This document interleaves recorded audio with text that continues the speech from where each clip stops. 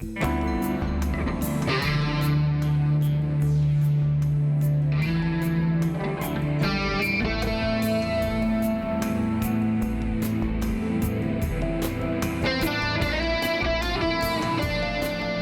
and welcome.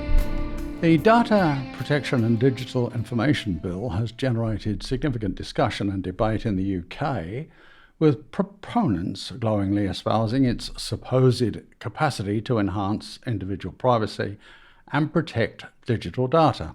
However, human rights critics and civil libertarians justifiably express concerns about its destructive impact on freedom of speech, data-driven innovation, and the distorted functionality and purpose of the digital landscape.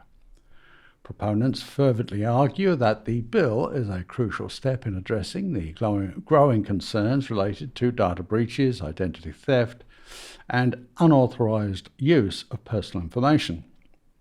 This fear-driven misdirection contends that establishing oppressive regulations and stringent measures for data protection is necessary to safeguard individuals from potential harm. Here we go again, always with the keeping you safe mantra.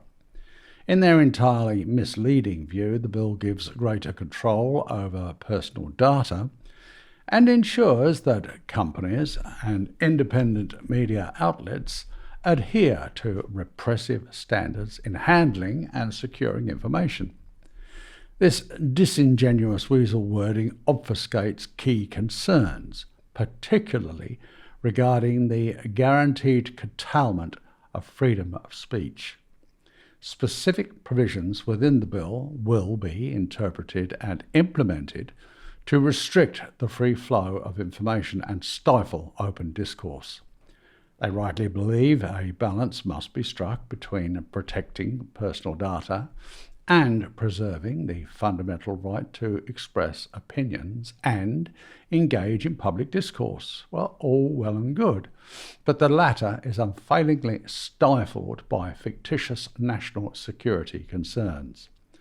Additionally, the bill allows access to private information such as bank accounts, medical records, and whatever personal information they care to scrutinize. Opponents express apprehension about its impact on technological innovation. They argue that stringent data protection measures would hamper the development of new technologies and business models that rely on extensive data analysis. Striking the right balance between data protection and fostering innovation is seen as crucial to ensuring that the digital landscape continues to evolve and benefit society and is not used as an instrument of censorship and routine surveillance. Another concern revolves around the enforcement mechanisms outlined in the bill. Penalties and consequences for non-compliance are too severe, burdening businesses and organisations with excessive regulatory pressure. There's also grave concern regarding extended powers given to police, who can arbitrarily enter and search homes without a warrant. While the Data Protection and Digital Information Bill claims to address pressing issues related to data protection, its fascistic downside is entirely unacceptable. The ongoing debate surrounding the bill underscores the delicate balance that policymakers must navigate between safeguarding personal data, preserving freedom of speech, and fostering innovation. While debate continues, this draconian legislation facilitates transformation into a fully fledged surveillance state, which is the key purpose of digital information bills. While the stated intention behind such legislation is touted as enhancing individual privacy and protecting personal data, like everything else these globalist thugs do, its clandestine purpose is the exact opposite. These fascist bills, especially those related to data retention and access by government agencies, embed a far-reaching legal framework for extensive and intolerably intrusive surveillance. For instance, if the legislation grants extended powers to authorities to access and collect data without meaningful safeguards, it will create a scenario where citizens' activities are perpetually monitored, eradicating all personal privacy rights. It'll be worse than the most brutal extremes of the Stasi. The vast capacity to abuse surveillance powers is intolerable because governments and other entities will misuse the data collected for nefarious purposes. This will include suppressing dissent, tracking political activities, or engaging in unwarranted profiling. Inevitable mission creep, where surveillance practices expand beyond their initial scope, significantly threatens civil liberties. Moreover, integrating emerging technologies such as facial recognition and artificial intelligence into surveillance practices makes the situation even more extreme. These invasive technologies amplify the scope and intrusiveness of blanket surveillance while directly menacing every aspect of individual freedoms. Outcomes largely depend on the specifics of the legislation, its implementation, and the effectiveness of oversight mechanisms, or lack thereof. Striking a balance between protecting individual privacy and ensuring national security is a complex task. But history shows how the Trojan horse of national security always prevails at the expense of everything else.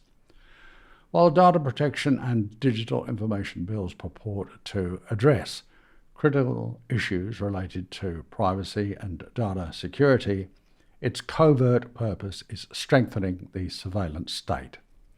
The extent to which this oppression materializes will depend on the legal safeguards and oversight mechanisms that unfailingly disregard the responsible use of surveillance technologies. In other words, if this gets a toehold in Australia, it will obliterate all forms of freedom and vanquish the last vestiges of civil and human rights. Surveillance assumes new dimensions in an era where technology is an integral part of daily life. While it can be used for legitimate purposes, such as public safety, the rise of fascist surveillance states poses perilous threats to individual liberties and the very fabric of democracy. The consequences that arise when a government abuses its power and engages in widespread spying on its citizens are known and fully understood, shamefully evidenced in the legacies of history's many tyrannical mass murderers. One of the most immediate concerns in a fascist surveillance state is the relentless erosion of privacy happening daily. Communities are constantly scrutinized, with every move, action, and communication monitored and recorded. This gross invasion of personal lives not only violates basic human rights, but deliberately creates an environment of fear and self-censorship. When individuals feel constantly watched, they decline to express dissenting opinions or engage in activities that may be perceived as critical towards the regime. A key characteristic of a fascist surveillance state is its ability to suppress dissenting voices, as with YouTube deleting my videos. Governments closely monitor citizens' activities by identifying individuals threatening their authority or their ideology. This enables targeting political activists, independent journalists, and anyone challenging their narrative. The chilling effect this has on freedom of speech stifles democratic discourse and undermines the principles upon which societies are built.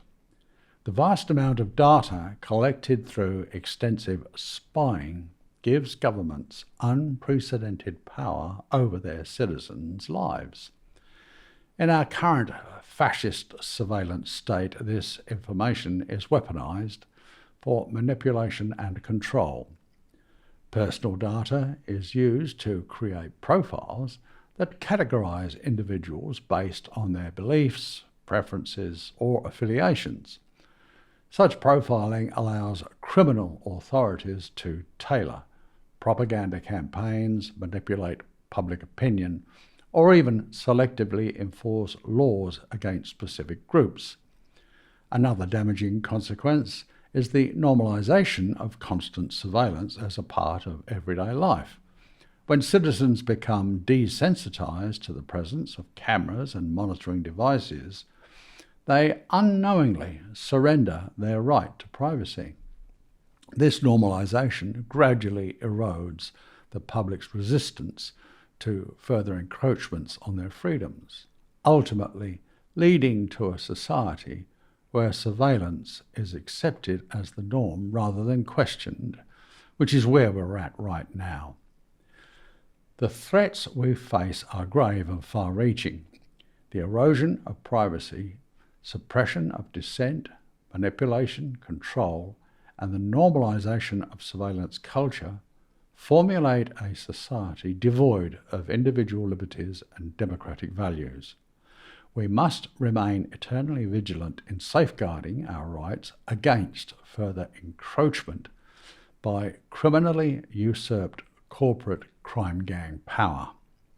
Only through watchful awareness, committed activism, and relentless pressure for accountability can we prevent this grossly obscene fascist surveillance state from enduring down to a permanent fixture.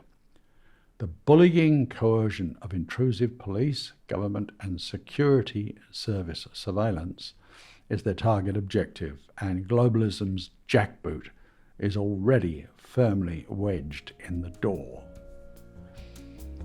Thank you for watching.